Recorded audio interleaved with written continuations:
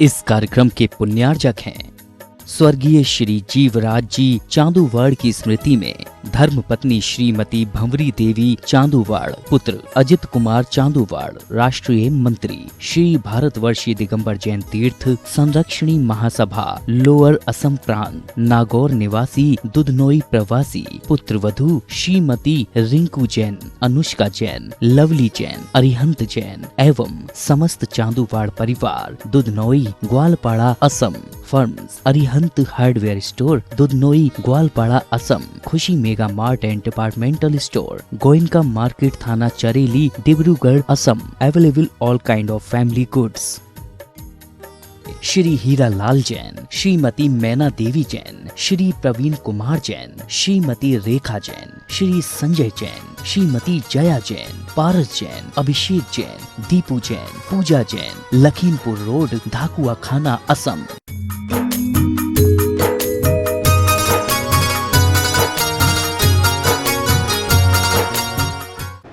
पंडाल बढ़ रहा है, आपकी भावनाएं बढ़ रही हैं, आपकी श्रद्धाएं बढ़ रही हैं। चिंता मत करो, जो ये बढ़ाव आपके अंदर है ये बढ़ते बढ़ते एक दिन परमात्मा तक ले जाए तो कोई आश्चर्य की बात नहीं। थोड़ी सी आपसे चर्चाएं करूं। आज की मुलाकात इस जगह के लिए, इस अमित भाई के वार्ड नंबर 5 के लिए आखिरी हो सकती है, लेकिन दूरी के लिए नहीं है। हाथ जोड़ेंगे, मेरे बोलने के उपरांत बोलने का प्रयास करेंगे।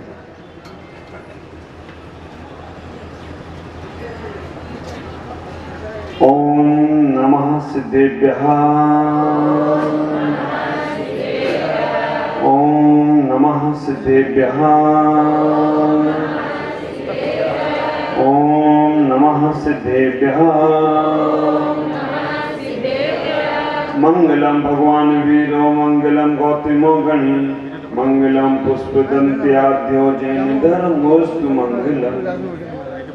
तुभ्यं नमस्ते भुवनाथ हरायनाथ, तुभ्यं नमः चित्तलामल भूषणाय, तुभ्यं नमस्ते जगता परमेश्वराय, तुभ्यं नमो जिन्मवो दधिशोषणाय।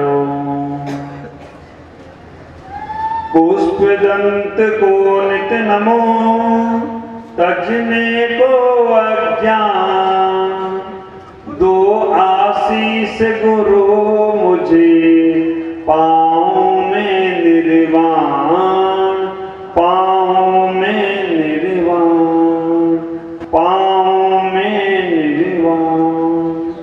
बोलो देवाधिदेव आदिनाथ भगवान की, भगवान महावीर स्वामी की, पार्श्वनाथ भगवान की, बाहुबली गोमटेश्वर भगवान की, भगवान रामचंद्र की, भगवान हनुमान की, आचार्य शांति सागर जी महाराज की, वात्सल रत्नाकर दादा गुरु आचार्य विमल सागर जी महाराज की, तपस्वी सम्राट आचार्य श्री सन्मति सागर जी महाराज की, वात्सल दिवाकर आचार्य भगवान गुरुदेव पुष्पदंत सागर जी महाराज की, विश्व धर्म की, अहिंसा में परमो धर्म की। बोलिए आचार्य श्री प्रमुख सागर जी महाराज की, समस्त मुनि संघ की। ये जीवन बहुत प्यारा सामने मिला है और मुझे इस बात की बहुत खुशी है कि आप जो सुन रहे हैं उसे चुन भी रहे हैं। मुझे इस बात की बहुत खुशी है कि सुन रहे हैं, चुन रहे हैं, गुन रहे हैं और क्रिया में लेकर पक्षियों के लिए छत पर पानी रख रहे हैं। ये मुझे बहुत बहुत खुशी है। आप विचार करना कि जीवन में जो कुछ भी हमें प्राप्त हो रहा है उसका उपयोग ना कर सके तो वो प्राप्त हुई वस्तु बेकार की हो जाती है। आज की चर्चा मेरी आपसे है कि सुखी कौन है संसार में। चाणक्य से पूछा गया इस संसार में कौन सुखी है। चाणक्य ने कहा इस संसार में दो ही सुखी हैं। आप विचार करें, इस संसार में दो ही लोग सुखी हैं। एक पहले वो जो ज्ञानी है, ज्ञानी के पास कभी दुख नहीं आता है, और दूसरे वो जो पागल है वो भी सुखी है। आप इन दोनों में से कौन है? ख्याल करना, संसार में दो ही लोग सुखी है, ज्ञानी और एक पागल। ना हम ज्ञानी हो पा रहे हैं, ना हम पागल हो पा रहे हैं, और यही तुम्हारे दुख का कारण है। ज्ञानी इसलिए सुखी है क्योंकि उसे मालूम है संसार में जो कुछ भी हो रहा है वो सब हमारा ही किया कराया है। हमने बीज बोल के बोए हैं तो आम खाने को नहीं मिलेंगे। हमने दूसरों को दुख दिया है तो हम सुखी नहीं हो सकेंगे। हमने दूसरों के जीवन में कांटे बोए हैं तो हमें कभी भी फूलों का रास्ता नहीं मिलेगा। ज्ञानी इसलिए सुखी है। ज्ञानी के पास जो कुछ भी आता है वो अपने आप सुख में परिवर्तित हो जाता है। संसार में ज्ञानी बहुत सुखी है, लेकिन ज्ञानी पूरा ज्ञानी होना चाहिए।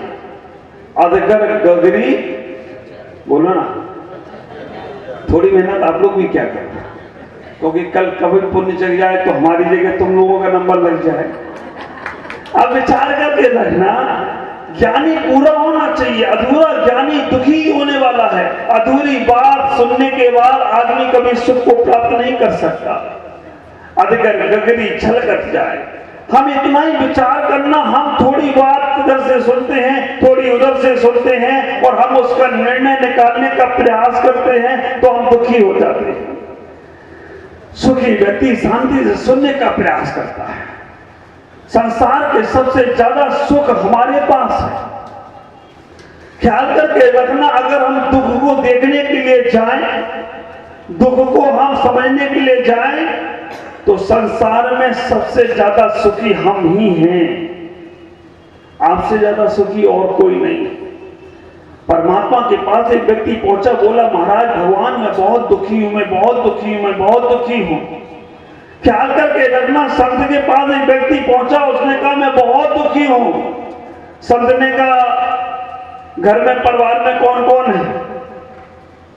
उसने कहा घर में हम हैं, हमारी बीवी है, हमारे बच्चे हैं, और मैं गांव में रहता हूं तो गांव में मेरे पास एक गाय है, एक भैंस है, और एक कुत्ता भी है, और मुर्गे भी हैं, कबूतर भी हैं। तो सब तो फिर भी दुखी है। अब विचार करके रखना, उससे पूछा कि और क्या क्या है? उसने कहा एक गधा भी है, फिर भी दुखी है।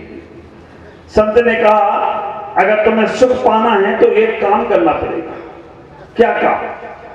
आपके घर में आप लोग रहते हैं, घर में कमरे में रहते हैं, जिस कमरे में रहते हैं उसमें अपनी गाय को अंदर लेके जाओ। तुम अंदर रहो और गाय बाहर रही तो दुख तुम्हें मिलेगी मिलेगा। गाय अंदर ले जाओ, तुम्हें सुख मिलना शुरू हो जाएगा। मरता क्या ना करता, वो अंदर रात को गाय भी लेके गया। एक ही कमरा था, मियाँ बीवी बच्चे उसी में सोते थे, गाय भी अंदर गई। अब उन्हें थोड़ी सी तो तकलीफ हुई, लेकिन अगर सुख मिलने वाला है गाय की तकलीफ सहन करी। दूसरे दिन फिर गया कि भगवान अभी सुख नहीं मिला, भैंस को भी अंदर ले जाओ। भैंस को भी ले गया। पहले पैर पसार के सोता था, अब पैर सकोड़ के सोने लगा। गाय और भैंस होती। धीमे धीमे आगे गया, भगवान अभी दुख बढ़ गया, सुख नहीं मिला। कहा कि अंदर कुत्ते को भी ले जाओ।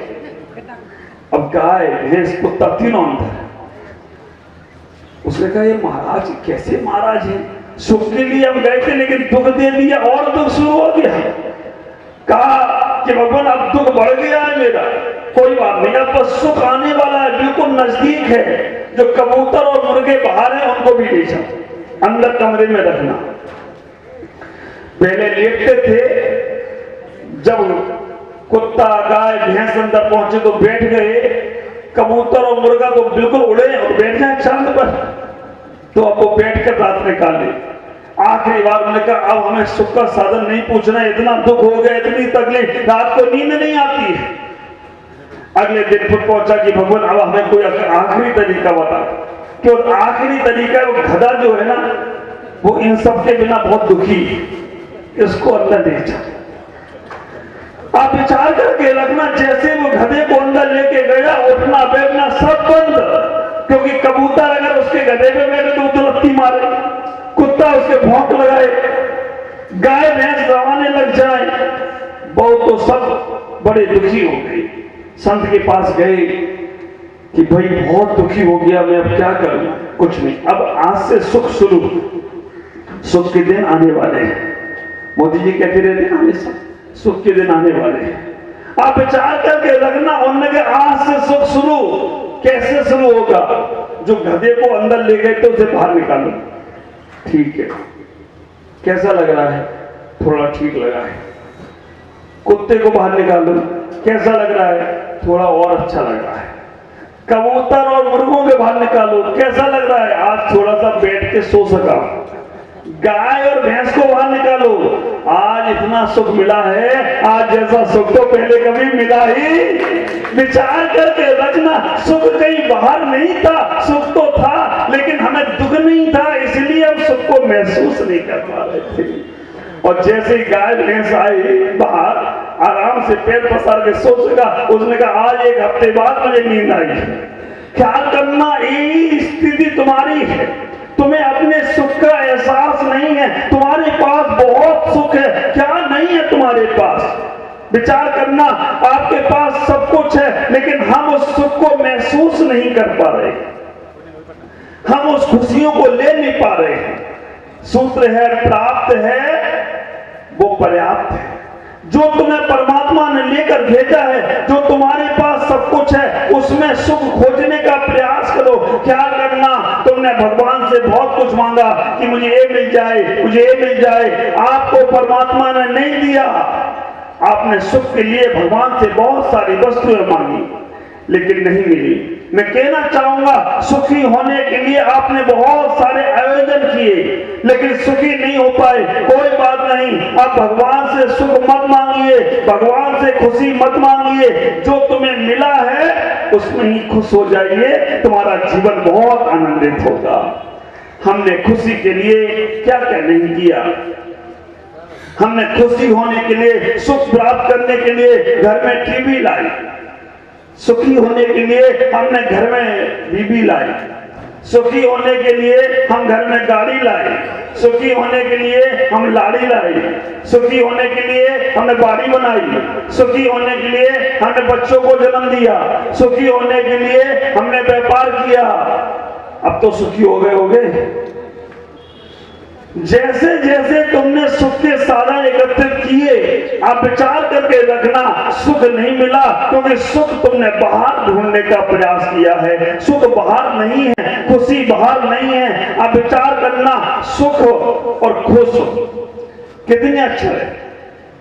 सुख में भी 2 अक्षर हैं और खुश में भी 2 अक्षर हैं। सुख में कौन कौन से 2 अक्षर हैं? सा और खा, सुख। खुश में कौन से 2 अक्षर हैं? है ना? अब विचार करके रखना, खा और सा। सुख और खुश दोनों अलग नहीं है। जो लोग दूसरों को खुशी देते हैं वो हमेशा सुखी रहते हैं, और जो लोग दूसरों को तकलीफ देते हैं वो हमेशा दुखी रहते हैं। खुशी मांगने की जरूरत नहीं है। ख्याल करना, हम कहते हैं कि हमें घर में प्रेम नहीं मिल रहा, घर में प्यार नहीं मिल रहा, लोग हमसे नफरत करते हैं, हमें सुख नहीं मिल रहा, हमें ये नहीं मिल रहा। क्या करना, सुख मांगने की जरूरत नहीं है, प्रेम मांगने की जरूरत नहीं है, प्रेम देने की जरूरत है। जो तुम दोगे वो तुम्हें मिलेगा। हम खुशियां चाहते हैं तो लोगों को खुशियां देना प्रारंभ करो। नफरत की आंधियों से भरोगे तो कभी तुम्हें खुशी मिलने वाली नहीं है। ख्याल करना, दुखी वो नहीं है जो अपने से बात करता है। दुखी वो नहीं है जो अपने से बात करता है। दुखी वो भी नहीं है जो अपने से मुलाकात करता है। दुखी वो भी नहीं है जो अपनी आत्मा से परिचय करता है। दुखी तो वो है जो अपेक्षाओं में इच्छा रखता है। दुखी तो वो है जो दूसरों के काम में टांग अड़ाता है। और दुखी तो वो है जो महत्वाकांक्षाओं में जीता है। विचार करके रखना, अपना सुख सकारात्मक में सोचने का प्रयास करो, सकारात्मक बुद्धि से करो बात। खुशियां तुम्हारा स्वागत करे, इसमें नहीं है कोई आश्चर्य की बात। खुशियां तुम्हारा स्वागत करे, इसमें नहीं है कोई आश्चर्य की। आप ख्याल करना, खुशियां तुम्हें बहुत मिलेगी, सुख तुम्हारे पास ही है। जब जब हम सुख को बाहर ढूंढने का प्रयास करते हैं तब तक हम दुखी होना शुरू हो जाते हैं। इतना ही विचार करो, जो चाणक्य ने कहा सुखी दो ही, एक ज्ञानी और एक पागल। ज्ञानी इसलिए सुखी है कि उसे संसार की स्थितियां मालूम है, और पागल इसलिए सुखी है उसे किसी से मतलब ही नहीं। बने रहो पगला, काम करेगा अगला। क्या करना, ज्यादा होशियार बनोगे ना बेटा तो घर में सब काम करना पड़ेंगे। कई लोग ऐसे होते हैं कि बिल्कुल पगले बने रहते हैं और सब काम उनके होते रहते हैं, और होशियार बना रहता है तो उसके काम उसे करना पड़ते हैं, और काम भी करता है और उसे सुनना भी पड़ता है। इसलिए क्या सूत्र अपनाना है? बने रहो पगला, अपना मत लेना, नहीं तो आदमी दूसरा तो दोगला बना देगा। इतना ही ख्याल करके रखो, जीवन में समझदारी लेकर। तुम्हारे पास सब कुछ है, हमारे दुख का कारण और कोई नहीं है। इतने लोग बैठे हैं, अगर आप अपने आप के अंदर गिरेबान में झांक कर देखो, कभी आप अपनी तकदीर को संभाल कर देखो। परमात्मा से जब बोला गया कि मैं बहुत दुखी हूं, परमात्मा ने कहा ठीक है, आज मैं सबके दुख बदल दूंगा। उन्होंने कहा पड़ोसी बहुत सुखी है, पूरे लोगों को बुला लिया। ये कौन सा चौक है? इसको कालीबाड़ी चावल पट्टी। चावल तो देखिए यहाँ दिख तो नहीं थी, वहां पर चावल थे, वो ये भी थी, चावल भी थी, लाई भी थी, सब कुछ था वहां पर। अब विचार करके रखना, एक चावल पट्टी सबको बुलाया, सभी लोग आए और कहा गया कि चलो आज तुम्हें मैं सुख दूंगा, तुम अपने दुख की पोटली लेकर आओ।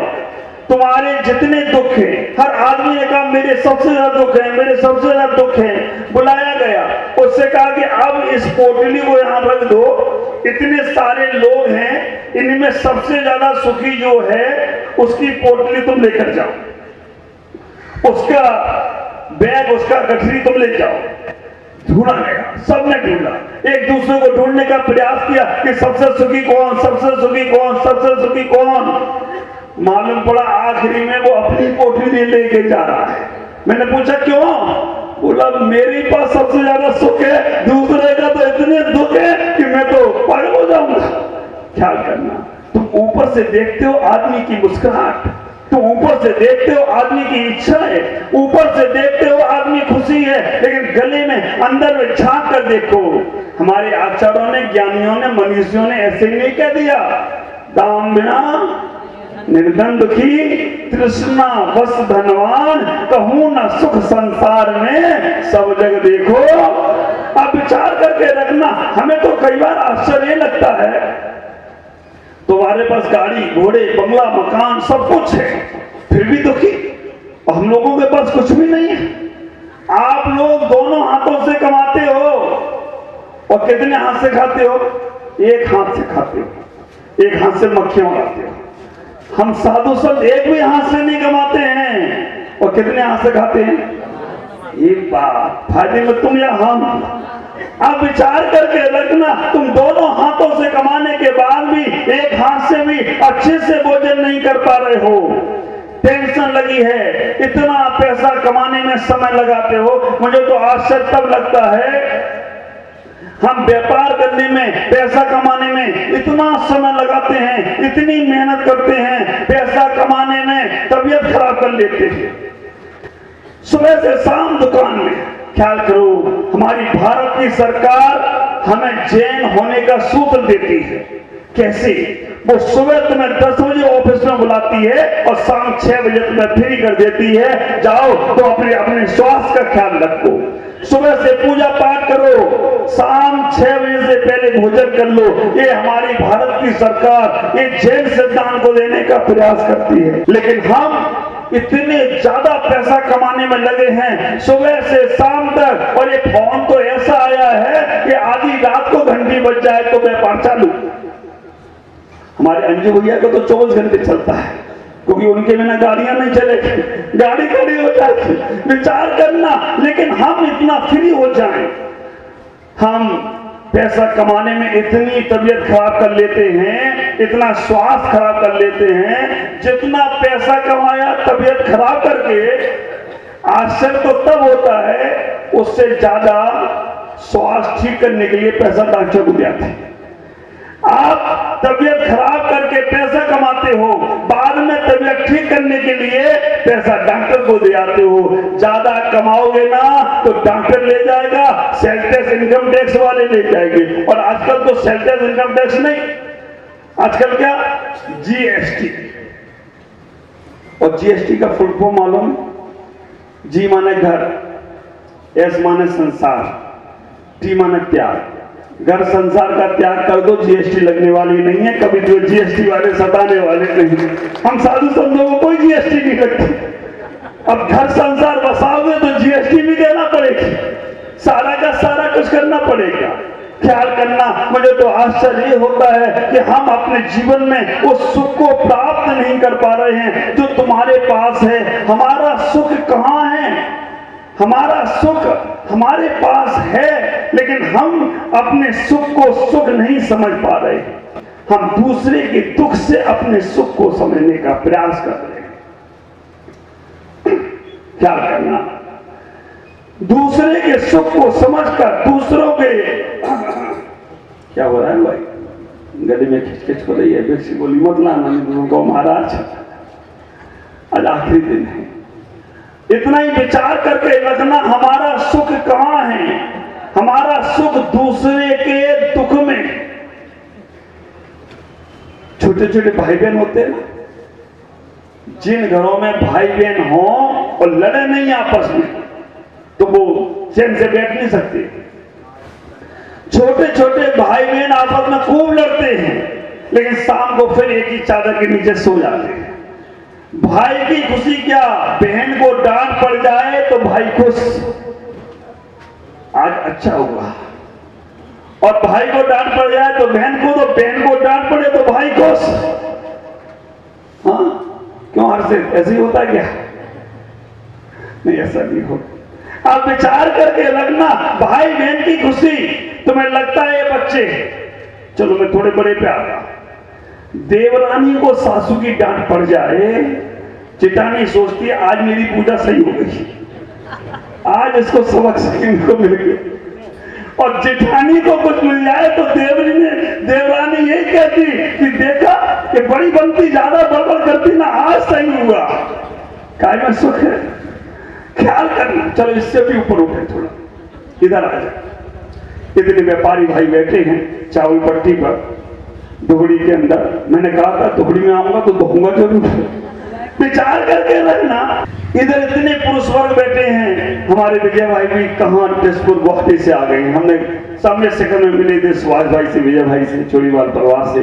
और जब से आया हूं तब से चोरीवाल परिवार लगा ही लगाया, अशोक भाई कहीं कोई कहीं कोई। और अब तो गौरीपुर का निवेदन हो गया है, अब अगली सभा जो लगना है गौरीपुर में लगना है।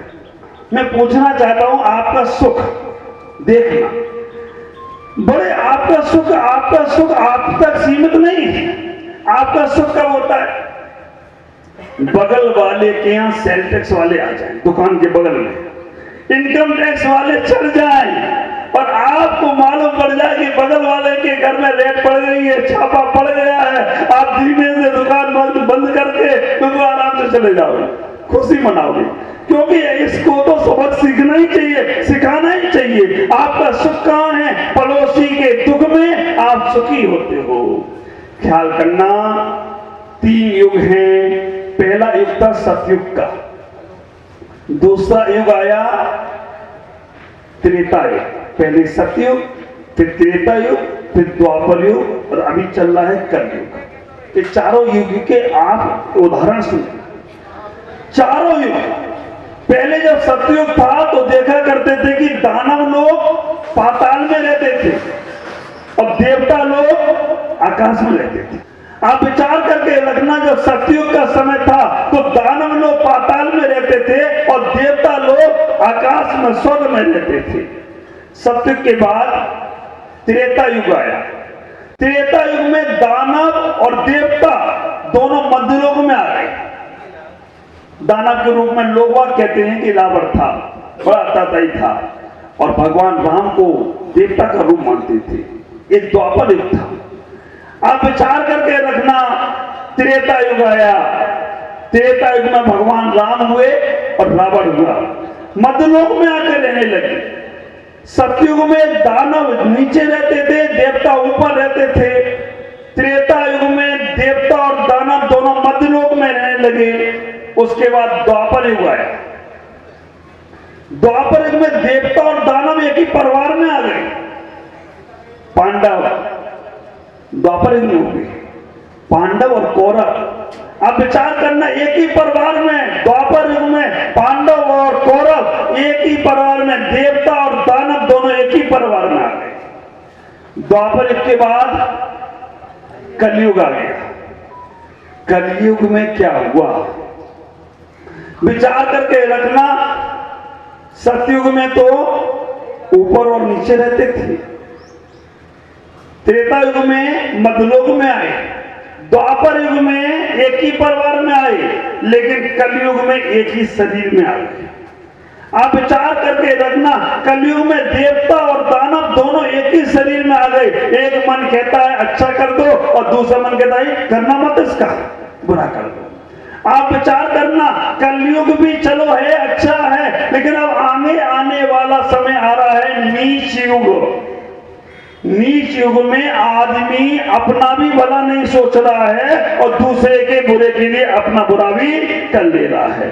आपको मालूम होना चाहिए, ख्याल करके रखना। नीच युग एक ऐसा युग आ गया जिसमें आदमी अपना भी भला नहीं सोचता है और दूसरे का भी बुरा करता चला जाता है, और जो दूसरों का बुरा करेगा तो कभी भी अच्छा हो नहीं सकता। शंकर जी के पास एक व्यक्ति पहुंच गया। शंकर जी उससे खुश हो गए, कहा तुम मांग लो, क्या वरदान मांगना है। देखना नीच युग का उदाहरण। नीच युग में आदमी कैसी मानसिकताओं को लेकर जी रहा है। तुम्हारे पास जो सुख है उसे सुख को नहीं ढोल पा रहे हो, कैसे दुख को उठा रहे हो। नीच युग का उदाहरण। शंकर जी के पास पहुंचा, शंकर जी ने बोला मांगो, क्या मांगना है। अब विचार करना, वैसे बनिया आदमी बहुत होशियार होता है। बनिया आदमी इतना होशियार होता है वो कभी धोखा नहीं खा सकता। परमात्मा ने खुश होकर उससे बोला कि भाई कोई वरदान मांग लो। उसने कहा मैं कुछ भी मांगता हूँ, मैं कुछ भी लेता हूँ, पहले घर पे सलाह मशवरा करता हूँ। घर वाले जब कहते हैं कि हाँ अब जाओ, तो फिर चला जाता हूँ लेने के लिए। तो मैं तो बिना पूछे कुछ मांगूंगा नहीं। कहा पूछ रहा हूँ। घर पे आया पूछने के लिए, माँ से पूछा परमात्मा आज मुझे वरदान देने वाला है, क्या मांग लूं। माँ ने कहा बेटा मेरी आंखों से दिखता नहीं है, मेरे लिए भगवान से आंख मांग लेना। पिता के पास पहुंचा, पिता ने कहा बेटा मेरे पैरों से चला नहीं जाता, मैं मंदिर नहीं जा पाता हूं, मेरे लिए भगवान से पैर मांग लेना। पत्नी के पास पहुंचा, पत्नी से पूछा क्या मांगो। उन्होंने कहा शादी को 10 साल हो गए हैं, अभी तक कोई रिजल्ट नहीं आया, अभी तक मुझे कोई मां कहने वाला नहीं आया है, इसलिए भगवान से मांगना है तो मेरे लिए कोई पुत्र, कोई औलाद मांग लो। आप विचार करना, मां को आंखें चाहिए थी, पिता को पैर सही चाहिए थे, पत्नी को बच्चे चाहिए थे, और उसे खुद धन की दौलत की आवश्यकता थी, गरीब था। भगवान के पास गया, भगवान से कहा मैं पूछ आया हूं, मांग लूं, क्या मांगना है। भगवान ने कहा मांग तो लो, लेकिन मैं एक ही वरदान दूंगा, दूसरा नहीं दूंगा। उसने कहा मां के लिए हम आंखें मांगे, पिता के लिए पैर मांगे, पत्नी के लिए हम बच्चे मांगे, और अपने लिए हमारे लिए जरूरत है धन की, तो एक ही वरदान। उसने कहा ठीक है भगवान एक ही देना, बनिया था। उसने कहा भगवान एक वरदान दो, मेरी मां अपने पोते को अपने पति के साथ सोने के चप्पल जूता पहनकर दौड़ता हुआ देखे। एक ही वरदान, दूसरा नहीं। भगवान मेरी मां अपने पोते को अपने पति के साथ सोने चप्पल के जूते पहनकर दौड़ता हुआ, भगवान भी चक्कर में पड़ गया। उसे कहा इतना होशियार, मेरी मां देखे तो मां को आंख आएगी, पोते को देखे तो पत्नी को बच्चे होंगे, पति के साथ दौड़ता हुआ देखे तो पैर अच्छे होंगे, और सोने और चप्पल के जूते पहनकर देखे तो कितना अपार धन दौलत होगा। ख्याल करना, इतना होशियार है बनिया। इसलिए भारत की सरकार को लिखना पड़ा, देश के सच्चे नागरिक बोलो ना, बनिए। क्या बोलना पड़ा? देश के सच्चे नागरिक बनिए, क्योंकि बनिए भेड़िए दौड़ते रहोगे। अब विचार करो, आप लोग जब यहाँ आसाम की धरती पर धुबड़ी में पहला गांव और ऐसा बॉर्डर का गांव है, मैं कभी कभी अपना सिंहासन देखता हूँ मुझे बॉर्डर की याद आ जाती है, क्योंकि चारों पाई बॉर्डर भी रखे हैं, थोड़े खिसके तो नीचे भी। इसको देख के बॉर्डर की याद कर लेता हूँ जी भाई, ये बॉर्डर की बात की, क्योंकि चारों पाई बिल्कुल ही साइड में बैठे हैं, थोड़े भी हिल गए सांस में तो नीचे जाने वाले, इसलिए सांस धीमे से लेता हूँ। विचार करना, इतना ही सोचने का प्रयास करना कि हमारा सुख हमने बाहर छोड़ रखा है और हमारा नीच भी ऐसा आ गया कि जो हमारी खुशियां हमें मिल नहीं रही हैं। हम दूसरों के माध्यम से अपने आप को खुश महसूस करते हैं। दूसरे ने कह दिया तुम बहुत अच्छे हो तो हम बहुत अच्छे हो जाते हैं, और दूसरे ने कह दिया तुम बहुत खराब हो तो हम खराब हो जाते हैं। कितनी नीच मानसिकता हो जाती है। दूसरों के दर पर, दूसरों के माध्यम से अपने जीवन को अच्छा मत बनाइएगा। आप अच्छे हैं तो अच्छे बनने का प्रयास करो। इतना ही ख्याल करके रखना, जैसे ही आप अच्छे बनने का प्रयास करोगे दुनिया अपने आप अच्छी होती चली जाएगी। और हम इतना ही ख्याल करें अपने जीवन में, तुम्हारे पास सारी खुशियां हैं, सारा कुछ वैभव है तुम्हारे पास। शंकर जी से बोला कि मुझे वरदान दे दो। शंकर जी ने कहा जो मांगोगे वो दूंगा, क्योंकि वरदान देने में शंकर जी का, भोलेनाथ का कोई भी हिसाब किताब नहीं है। एक बार तो उनसे भस्मासुर ने वरदान मांग लिया, मैं जिस पे हाथ रखूं वो भस्म हो जाना चाहिए। भस्मासुर तो भस्मासुर, अब भस्मासुर को वरदान दे दिया, जाओ आशीर्वाद, तुम जिस पे हाथ रखोगे वही भस्म। अब भस्मासुर को पत्नी, शंकर जी की पत्नी पार्वती पसंद आ गई। उन्होंने कहा अब क्या किया जाए, शंकर जी पे हाथ रखो, शंकर जी भस्म। अब वरदान तो दे ही दिया था उन्होंने। अब शंकर जी के बाबू आया कि मुझे तुम्हारी पत्नी चाहिए। उसने कहा ऐसे कैसे चाहिए? उसने कहा नहीं दोगे तो ठीक, नहीं तो हाथ तुम्हारे ऊपर रख दूंगा। उसने कहा वास्तव में वरदान तो मैंने दिया और हाथ रखा तो मेरा काम। दौड़ते दौड़ते दौड़ते दौड़ते शंकर जी विष्णु जी के पास पहुंचे कि अब क्या किया जाए। उन्होंने कहा कोई बात नहीं, मैं समाधान करता। ख्याल करके रखना, इतने वरदान। विष्णु जी ने एक नर्तकी का रूप रखा, नाचने वाली का रूप रखा, नर्तकी का रूप रखा, और भस्मासुर ने जैसे ही देखा कि भस्मासुर उस पर आसक्त। उन्होंने कहा कि अब क्या किया जाए। उन्होंने कहा मैं तुम्हें प्राप्त हो सकती हूँ, लेकिन मैं जैसे नृत्य करूं वैसे तुम्हें करना है। मैंने कहा ठीक। विनाश काले विपरीत बुद्धि होती है।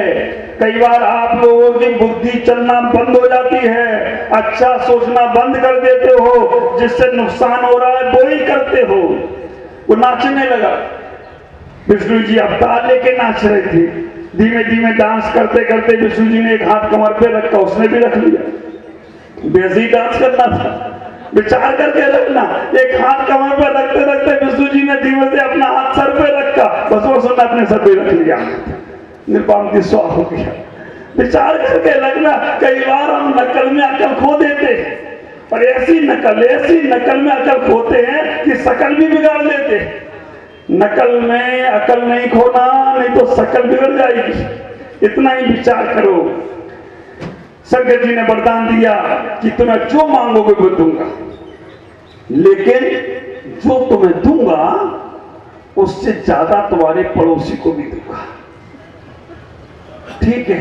उसने कहा भोलेनाथ मेरा घर बहुत पुराना सा है, नया घर बन जाए तो बहुत अच्छी बात है। तथास्तु। दे दिया पुराना घर की जगह नया घर, बड़ा बिल्डिंग खड़ी, और वो गया, उसने बहुत खुशी हुई, उसे बहुत सुख मिला। आज नए घर में आ गए, नए घर में बैठे हैं, और जैसे ही वो छत पर गया, जैसे ही उसने घर की खिड़की खोली, सामने वालों के 2-4 घर, उसे खिड़की बंद करी। ये बड़ी फालतू में, इन लोगों ने कोई मेहनत नहीं करी और फालतू में लाभ मिला, और हमने मेहनत करी, हमें वरदान मिलना चाहिए। भगवान के पास गया, भगवान से कहा भगवान सुख तो मिला, लेकिन खिड़की खोलते ही दुख शुरू हो जाता है, क्या किया जाए? कुछ नहीं। भगवान ने कहा तुम्हें जो चाहिए और मांग लो। उसने कहा मेरे घर पर 2-4 गाड़ियां खड़ी हो जाए। तथास्तु। 4-5 गाड़ियां खड़ी हो गई। पड़ोसी के यहाँ 12-10-12 गाड़ियां खड़ी। अब तो उसका और वैभव। अब देखना, यहां तक तो उसका मन सतयुग तक, द्वापर युग तक चल रहा था, लेकिन अब मन कलयुग में आया। कलयुग में आया, क्या उसने किया? भगवान एक काम करो ना, बड़ा पड़ोसी मेरे से बहुत ज्यादा, मैं मेहनत करता हूं, उसे सुख मिलता है, भगवान एक काम करो, मेरी एक आंख फोड़ दो। भगवान भी भगवान, उसने कहा मेरी एक फूटेगी तो पड़ोसी की दोनों फूटेंगी। तो उसकी भगवान ने कहा था, और एक फूट गई उसकी और पड़ोसी की दोनों फूट गई। अब हुआ क्या? कलयुग शुरू हुआ। कलयुग शुरू होने के बाद अब वो जहां से निकले लोग कहे क्यों काढ़े, क्या हुआ? और जब वो पड़ोसी निकले तो लोग कहे सूरदास जी आइए मेरे घर बैठिए। अब बड़ा दुख होने लगा, लोग मुझे चिढ़ाते हैं, इनको सूरदास बोलते हैं।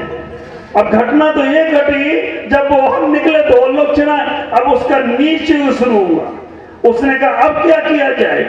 उसने कहा कि अब ऐसा करते हैं कि भगवान से कहते हैं मेरे घर के द्वार पर एक कुआं बना दो, हम तो एक आंख से देखे निकल जाएंगे, पड़ोसी के घर के आगे 2 कुएं बनेंगे, वो जरूर कुएं में गिरेगा। कहा भगवान बस एक काम करो, मैं घर के बाहर निकलूं, मेरे घर के चौखट पे ये कुआं बना दो। ठीक है। पड़ोसी के घर के द्वार पर 2 कुएं। हुआ उल्टा, गर्मी का समय था, उसके घर का एक कुआं, पड़ोसी के घर के 2-2 कुएं। लोग बाग उसके घर में बहुत पानी भरने आने लगे। गर्मी का समय, पानी सब जगह सूख गया, लेकिन उसके कुएं का पानी नहीं सूखा। उसे बड़ा तकलीफ हुआ। नीचे और यहां तक आया, विचार करना, कई बार ये भावनाएं आपके मनों में आती हैं, हम खाएंगे नहीं तो, बोलो ना, खाने नहीं देंगे। ख्याल करके रखना, कई बार ये भावनाएं आ जाती। हाँ, अच्छे रूप में करो तो बात अलग है, लेकिन कभी गलत रूप में हमारे मन में आता है तो विचार करना। उसने भगवान से कहा भगवान बस अब आखिरी वरदान, इसके बाद मैं आपके पास कोई वरदान मांगने नहीं आऊंगा। भगवान ने कहा यार बड़ी अच्छी बात है, क्या? उसने कहा मुझे अधमरा कर दो और कुछ नहीं चाहिए। जैसे ही वो अधमरा होगा बगल वाला, ये नीच की बातें हमारे दिमाग में नहीं आना चाहिए। मैं आपसे कहना चाहता हूं, आपका सुख आपके पास है, जितना सुख चाहिए है, जितना तुम्हें प्राप्त करना है, खुशियां देना शुरू कर दो, दूसरों को अच्छा बोलना शुरू कर दो, दूसरों के बारे में अच्छा व्यवहार करना शुरू कर दो, तुम्हें सुख मिलना प्रारंभ हो जाएगा और सबसे ज्यादा सुखी होगी। मेरी बात को आज प्रैक्टिकल करके देख लेना। जिनको तुम परेशान करते हो, जिनसे तुम्हें नफरत है, जिनके प्रति तुम्हारे मन में गलत भाव चलते हैं, ख्याल करके रखना, एक बार उनके पास जाकर उनसे अच्छे से बात करने का प्रयास करो, उन्हें सुख देने का प्रयास करो। बस तुम्हें अपने आप खुशियां प्राप्त होने लगेंगी। नहीं दे पाओ तो कोई बात नहीं, मन में तो कम से कम उनके बारे में अच्छा सोचने का प्रयास करो। हम इतना ही विचार करके रखें, हम अपनी अपेक्षाओं को कम करें। सुखी होने के सूत्र दे रहा हूं मैं आपको, खुशियां प्राप्त करने के सूत्र दे रहा हूं मैं आपको। अपेक्षाएं सीमित करिएगा, आपको सुख मिलेगी। तुम अपेक्षाएं करते हो कि हमने बच्चों को बड़ा किया है, बच्चे मेरा कहना माने, और नहीं माने बच्चा कहना तो दुख शुरू हो जाता है। तुमने अपेक्षा रखी है कि बहू आएगी घर में तो हमारी सेवा करेगी, और नहीं करती है तो दुख शुरू हो जाता है। तुम अपेक्षा करते हो कि हमने व्यापार किया है, हमें बहुत फायदा हो। मुझे कई बार आश्चर्य होता है, एक आदमी आकर बोला पुनालाल जी मेरे से महाराज मुझे नुकसान हो गया 5 लाख का, 5 लाख का नुकसान हो गया महाराज, बहुत कोई आशीर्वाद हो जिससे अच्छा हो जाए। बगल में पत्नी बैठी थी, पत्नी ने धीमे से कौनी मारी, काय का नुकसान हो गया? पति ने कहा कि हो गया नुकसान। मैंने पत्नी से पूछा माजरा क्या है? बोला महाराज कोई नुकसान नहीं हुआ, 5 लाख का फायदा हुआ है। मैंने पति से पूछा क्या मामला है? आप बोल रहे नुकसान हुआ और ये बोल रहे हैं कि फायदा हुआ है। पति से मैंने पूछा मामला क्या है? बोला महाराज मैंने सोचा था इस व्यापार से 10 लाख का फायदा होगा, अब 5 लाख का ही हुआ, तो 5 लाख नुकसान होगा कि नहीं? आप विचार करके रखना, फालतू का आदमी में नुकसान हो गया, 5 का फायदा हुआ, उसका सुख नहीं है। 90 रुपए जेब में पड़े हैं, आता है ना, 90 रुपए जेब में पड़े हैं, उसका सुख नहीं है। पड़ोसी के जेब के 10 रुपए दिख रहे, वो 10 रुपए में सुख है, और तुम 90 रुपए का आनंद ही उठा पा रहे हो। कब तक तुम दूसरों के सुख में अपने सुख को खोजने का प्रयास करोगे? पराई अमानत को देखकर परेशान मत होइए, पराई अमानत को देखकर परेशान मत होइए। खुदा तुम्हें भी देगा, हैरान मत होइए। खुदा तुम्हें भी देगा, हैरान मत होइए। इतना ही विचार करो, हम दूसरों के सुख को देखकर और खुशी महसूस करें, दूसरों को सुख देकर और खुशी महसूस करें। कितना आनंद आता है जब हम किसी गरीब की बच्ची की शादी करा देते हैं। कितना आनंद आता है जब हम किसी पढ़ने वाले बच्चे को फीस देकर पढ़ा देते हैं। कितना आनंद आता है जिसका कोई इलाज कराने वाला नहीं है और हमने थोड़ा सा हाथ राशि उसको हमने इलाज करा दिया। जो खुशी मिलती है ना उस वक्त, जो खुशी मिलती है उस वक्त ऐसा लगता है कि हमने चारों धाम कर लिए हों। ख्याल करना, इतना ही विचार करना, दूसरों की खुशी में अपनी खुशी को महसूस करने का प्रयास करो। जो दूसरों को सुख देकर, दूसरों को खुशी देकर अपनी खुशी महसूस करता है वो आदमी जीवन में सफल होता है। आज का आदमी दुखी क्यों? अपेक्षाएं ज्यादा करने लगी। पहले का आदमी सुखी क्यों होता था कि अपेक्षाएं कम थी। पहले का आदमी आवश्यकता में जीता था और आज का आदमी आविष्कार में जीता है। सूत्र है, आवश्यकता आविष्कार की जननी।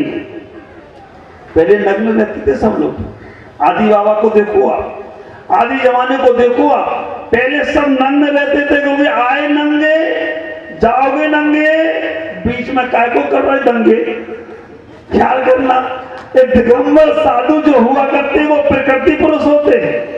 दिगंबर साधु जो होते हैं प्रकृति पुरुष होते हैं। इस संसार में जो भी दिगंबर है वो हमें सब कुछ देने को तैयार है। सूर्य हमारा दिगंबर है, सुबह से उठकर हमें प्रकाश देता है। कभी अमीर और गरीब का भेद नहीं करता है, कभी हिंदू मुस्लिम सिख का भेद नहीं करता है, कभी जैन और बौद्ध का भेद नहीं करता है। सूर्य दिगंबर है, हमें प्रकाश देता है। चंद्रमा दिगंबर है, हमें शीतलता देती है। विचार करना, पेड़ पौधे दिगंबर हैं, हमें फल फ्रूट दे दिया करते हैं। नदी सरोवर दिगंबर है, हमें जल दे दिया करते हैं। और तो और आप विचार करना, पशु पक्षी दिगंबर हैं, वो हमें अमृत का पान कराते हैं। और हम साधु दिगंबर हैं जो तुम्हारे कल्याण के लिए जीते हैं, हर मानव के कल्याण के लिए जीते हैं। मुझसे किसी ने पूछा, महाराज गाड़ी में बैठ के चले जाया करो, क्या दिक्कत है? अभी पीछे सिलीगुड़ी में हमारे डॉक्टर पंकज जी, गांव में हरि हरि भजन करने वाले बहुत से लोग थे। मैंने उससे पूछा, हरि भजन तो मंदिर में करना चाहिए, आप सड़कों पे हरे रामा हरे रामा हरे कृष्णा क्यों कर रहे हो? बड़ा प्यारा उत्तर दिया उन हमारे श्रद्धालुओं ने। उन्हें इतना ही कहा कि महाराज मंदिर में और हम वहां पर जाकर कर सकते हैं, वहां पर उतने ही लोग सुनने वाले हैं, वो जो बरसों से सुन रहे हैं, आज तक उन्हें कोई परिवर्तन नहीं आया। वही लोग आएंगे सुनने के लिए। लेकिन जब सड़कों पे जाता हूं तो बहुत से ऐसे श्रद्धालु हैं, उनके कान में जो हरे रामा हरे कृष्णा पड़ता है ना, तो उनका मन भी एक बार तो हरे रामा हरे कृष्णा करने लगता है। हे भगवान, मैं इसलिए सड़कों पे आया हूं। सड़कों पे हम कीर्तन करके निकलते हैं कि पशु पक्षी जिनको मंदिर में घुसने नहीं देंगे, उनके कानों में भी शब्द पड़ जाए, उनका भी कल्याण हो जाए, इसलिए मैं सड़कों पे आया हूं। विचार करके रखना, पेड़ पौधे जो मंदिर में नहीं है, उनके कल्याण की भावना को लेकर हम सड़कों पे आए हैं। तो ये कल्याण की भावना लेकर एक प्रमुख सागर धुबड़ी के चावल बाजार में आया है कि यहाँ इतने लोग जो हैं, इनका भी कल्याण होता चला जाए और हम सबका तो हो ही रहा है। विचार करना, अमित भाई की पार्ट नंबर 500 आज बिल्कुल परफेक्ट हो गई है, क्योंकि इतना बड़ा सत्संग करा दिया, इतनी बड़ी व्यवस्थाएं जमा ली, अपने घर के सामने महाराज को बुला लाए। इतना ही भाव रखना, हम अपने जीवन में हम लड़ाई दंगे इतना कुछ होता है बाहर, उसको समाधान करने के लिए, क्योंकि जिन सड़कों पर जब प्रभु के मंत्र बोले जाते हैं, गुरु के मंत्र बोले जाते हैं, वहां आने जाने वालों के मन अपने आप पवित्र होने लग जाते हैं, उनके मन अच्छे होने लग जाते हैं। और जहां पर गाली गलौज होते हो वहां चले जाना। हमें तो कई बार आश्चर्य लगता है, पिक्चरों में आप देखते हो तो आप बड़े भावुक हो जाते हो।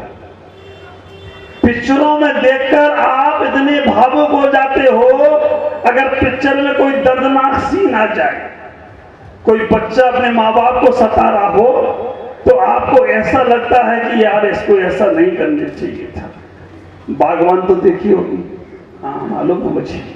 आप विचार करके रखना, बागवान देखकर आपने रुमाल से आंसू पहुंचे होंगे।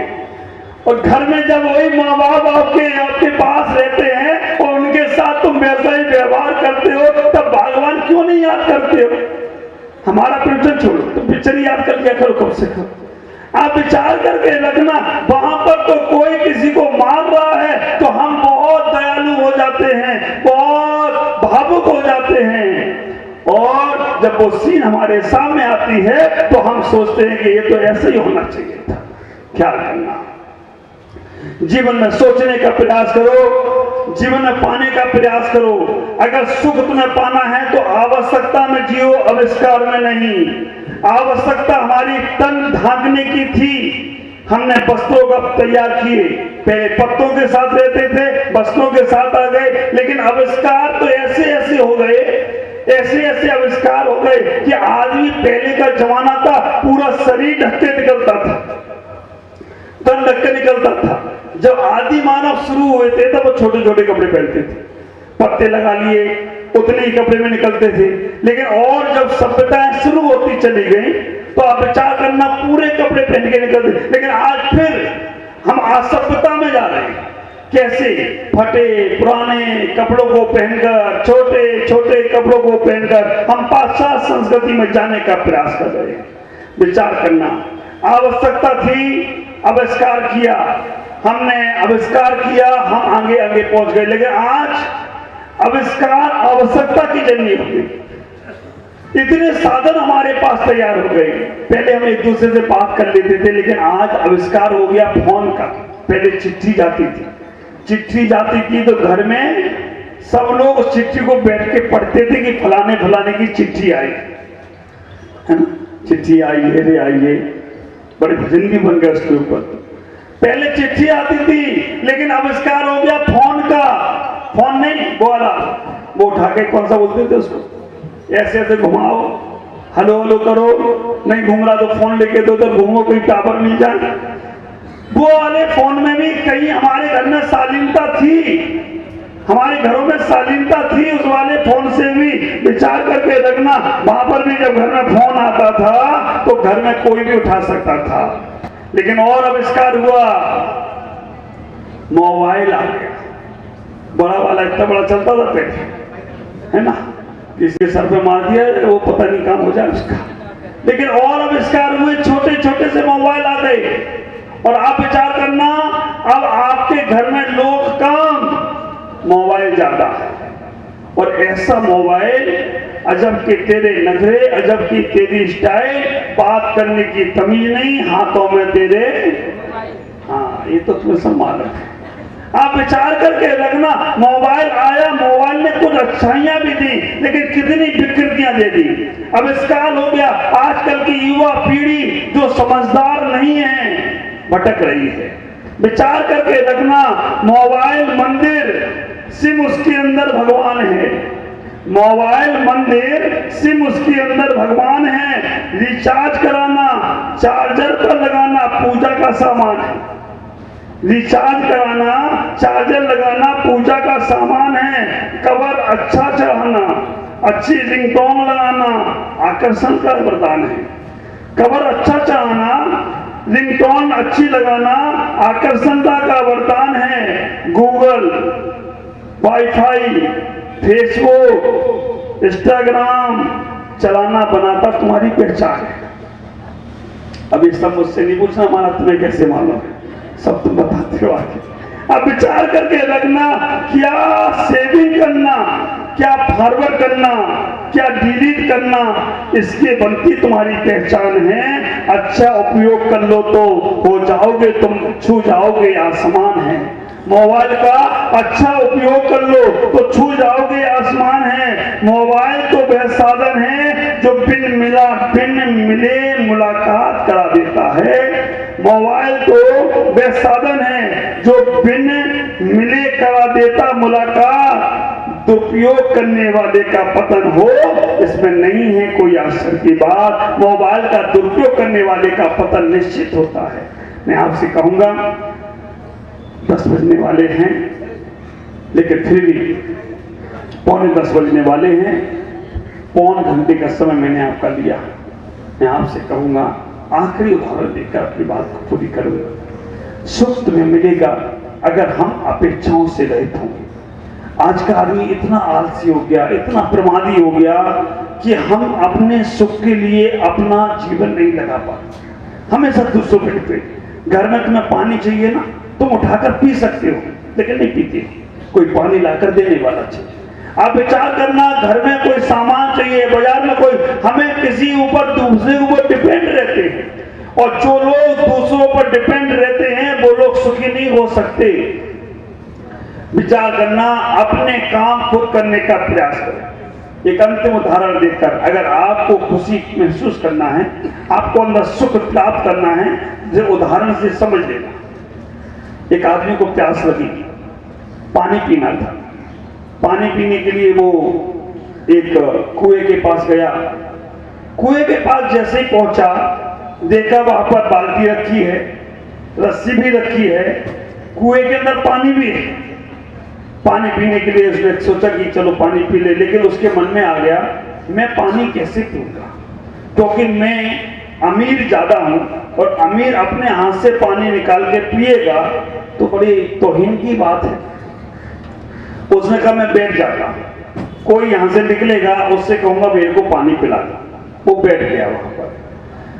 विचार करना, थोड़ी देर बाद एक घोड़े पे आदमी आया सवार, घोड़े पे सवार आदमी आया। उन्होंने कहा भाई साहब यहाँ आना। क्या बात है? भाई मुझे को प्यास लगी है, मुझे पानी निकाल के पिला दो। उन्होंने कहा क्यों, तुम क्यों नहीं पी रहे हो? उसने कहा प्यास तो मुझे भी लगी है। तो उसने कहा चलो तुम भी निकाल के पी लो, हमें भी पिला देना। बाल्टी है, रस्सी है, पानी भी है। उसने कहा यार पिला तो हम नहीं सकते, क्योंकि तुम क्यों नहीं पी रहे हो? उसने कहा मैं अमीर ज्यादा। उसने कहा मैं सह ज्यादा। कुछ लोगों को समझ में आ गया, आप विचार करके रखना। उसने कहा मैं सह ज्यादा हूं, मैं पानी निकाल के नहीं पिला सकता। ठीक है। थोड़ी देर बाद एक और निकला। उन्होंने कहा भाई को पानी निकाल के पिला दो। उन्होंने कहा तुम क्यों नहीं पीना चाहते हो? उन्होंने कहा ये अमीर ज्यादा, मैं सह ज्यादा हूं। तीसरे ने कहा मैं नवाब ज्यादा, मैं पानी कैसे निकाल के पिलाऊं? बड़ी तौहीन होगी, मेरा इज्जत खराब हो जाएगी। तुम निकाल के कुएं में से पानी खेलने से निकाल के पिला रहे हो। तीनों वहीं बैठ गए, एक अमीर ज्यादा, एक सह ज्यादा और एक नवाब ज्यादा। तीनों जब वहां बैठ गए तो चौथा एक और निकला, बिल्कुल फटकर। उन तीनों ने कहा भाई मुझे पानी निकाल के पिला दो। उन तीनों से कहा कि तुम क्यों नहीं पीना चाहते? उन्होंने कहा ये अमीर ज्यादा, ये नवाब ज्यादा, ये सह ज्यादा, ये पानी निकाल के पिएगा तो तौहीन हो जाएगी। चौथे ने कुछ नहीं बोला। उसने रस्सी ली, बाल्टी में लगाई, कुएं में डाली, पानी निकाला, खूब छक्के पिया, खूब पानी पिया। उन तीनों ने कहा मुझे ही पिलाओ। उसने पूरा पानी भिला दिया। बोले यार तुमने पिलाया नहीं। उन्हें तो अमीर ज्यादा, पानी निकाल के पी नहीं सकती। तुम नवाब ज्यादा, पानी निकाल के पी नहीं सकते। तुम सह ज्यादा, पानी निकाल के पी नहीं सकते। तो मैं भी हराम ज्यादा हूं, पानी निकाल के पिला नहीं सकता। आप विचार करके देखो, मैं भी हराम ज्यादा हूं, तुम तो अपने में हो, तो मैं भी कम नहीं हूं। ख्याल करना, ऐसा कोई हराम ज्यादा मिले तो तुम्हारा क्या होगा। इसलिए ऐसी स्थिति नहीं आने दो। अपने काम अपने, और ख्याल करना तुम जिनसे अपेक्षा रखते हो उनसे तुम्हें दुखी मिलने वाला है, क्योंकि आज बहुत जमाना सीमित हो गया है। आज कोई एक दूसरे को सुनना नहीं चाहता है, सब सुनाना चाहते हैं। आज इतना ही कहूंगा। मैं शुरू दिन भी कहा था, आज भी कह रहा हूं, मोए विराट भाल पाइसो। मुझे बहुत अच्छा लग रहा है यहाँ पर आसाम में आने के बाद ऐसी सभाओं को मैं पहली बार मैं सम्मेद शिखर से जब निकला हूँ, सम्मेद शिखर से गिरडी, धुलियान, पाकुर, कानकी और किशनगंज, सिलीगुड़ी सब जगह आया। बहुत बड़ी बड़ी सभाएं हुई, लेकिन जो हमारी धोड़ी की समाज, लाभचंद जी, हमारे तांजू भाई, पन्नालाल जी और रमेश जी और सभी लोग, नाम नहीं मालूम मुझे, लेकिन सभी लोगों ने जो मेहनत की, मुझे तो आश्चर्य तब लगता था शाम को महाराज कल कैसे होगा आशीर्वाद चाहो। उस समय देखो तो फिर आनंद से वही सभा हो जाती थी। इन लोगों ने जो मेहनत करी, आज जैन और जैनितर समाज के जो लोग बैठे हैं, वास्तव में एक बार इन लोगों के लिए ताली बजाएं, क्योंकि अगर ये लोग हिम्मत नहीं करते तो हम और आपसे नहीं मिल पाते। इन लोगों ने बहुत मेहनत करी और जो आज यहाँ पर मुझे सबके बीचों में बैठा के लाए हैं, जो लोग भी यहाँ पर आज हमारे भाई सुन रहे हैं, वास्तव में परमात्मा से ही प्रार्थना करता हूँ। मैंने बहुत कुछ बोला है, इनको सबको जीवन में उनका अंश भी आज अगर आ जाता है तो उनका जीवन का कल्याण जरूर होगा। आज का सुख केवल इतना ही है, अगर खुशी चाहिए तो दूसरों को खुशी देने का प्रयास करो, अगर सुख चाहिए तो दूसरों को देने का प्रयास करो, तुम्हें अपने आप खुशी मिलेगी, अपने आप तुम बहुत अच्छे से अच्छा। अब विचार करके रखना, खुशी तुम्हें अगर चाहिए तो देने का प्रयास करो तो तुम्हें जरूर खुशी मिलेगी। और मैं ये चारों तो फाउंडेशन हो ही गए हैं, क्योंकि नीचे फाउंडेशन ही रहता है, वो दिखता नहीं है, लेकिन जो हमारे महेश्वरी समाज, अग्रवाल समाज, श्वेतंबर समाज और भी हमारी हिंदू समाज और जो भी हमारे भाई लोग मुस्लिम समाज या और भी जो लोग यहाँ पर खड़े हैं, उन सबका भी मैं धन्यवाद दूंगा। क्योंकि अगर आप लोग नहीं आते तो मैं क्या यहाँ टेंट को सुना रहा होता या जमीन को सुना रहा होता। आप सब लोग यहाँ आए तो मैं आप सबको भी बहुत बहुत मंगलमय आशीष देता हूँ और हमारे मेला मंडल को भी बहुत आशीष देता हूँ, जिन्होंने पूरा यूनिफॉर्म के साथ आकर यहाँ पर शोभा बढ़ाई है। मैं इतना ही कहूँगा, मेरे माध्यम से अगर किसी का दिल दुखा हो तो मुझे क्षमा करना। मैं आपके बीच में आज हूँ, कल और रहूँगा। संभावित लेने वाले आ गए हैं, दे जाएंगे दिल वाले दुल्हनियाँ ले जाएंगे। तो मुझे लंबी यात्रा करना है, गुवाहाटी जाना है। इस बार का चातुर्मास गुवाहाटी मेरे गुरुदेव की आज्ञा से मैं पहुंच रहा हूं। और इतना ही कहूंगा, जो लोग ये मिठाई बांट रहे हैं, इन लोगों को तो हम बाद में भी दे देंगे। ये लोग जो बाहर खड़े उधर भी लेके जाओ, प्रसाद लेके जाओ। मैंने आज कहा था कि आज सभी लोगों को प्रसाद दिया जाए, जितने से मुख मीठा करके जाओगे तो हमेशा मीठे मीठे रहोगे। तो मैं इतना ही कहूंगा, आज आपके बीच में हूँ। संभावित कल और रहूंगा, परसों हमारा संभावित यहाँ से बिहार में आगे करूंगा।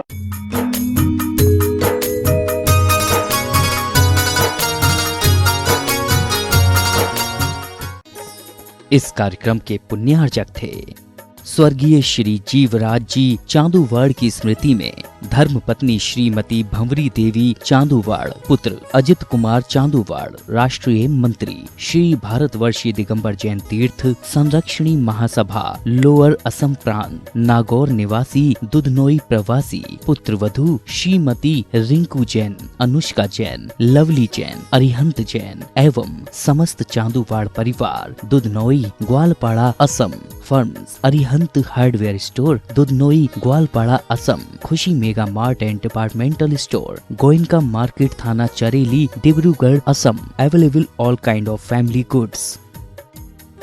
श्री हीरा लाल जैन, श्रीमती मैना देवी जैन, श्री प्रवीण कुमार जैन, श्रीमती रेखा जैन, श्री संजय जैन, श्रीमती जया जैन, पारस जैन, अभिषेक जैन, दीपू जैन, पूजा जैन, लखीमपुर रोड, धाकुआ खाना, असम।